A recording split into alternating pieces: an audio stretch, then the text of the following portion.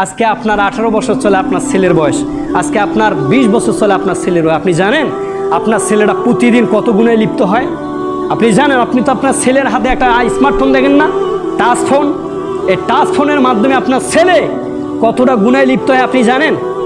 আপনি তো আপনার ছেলের উপরে ধারণা করে আছেন আমার ছেলে খুব ভালো।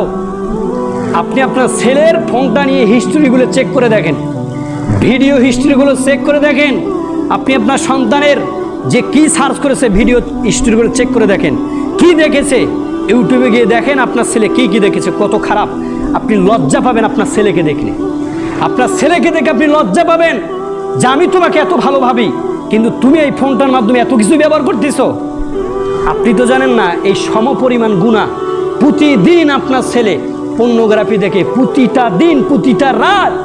এমন একটা রাত নাই আপনার ছেলে পর্নোগ্রাফি দেখে না, এমন একটা রাত নাই আপনার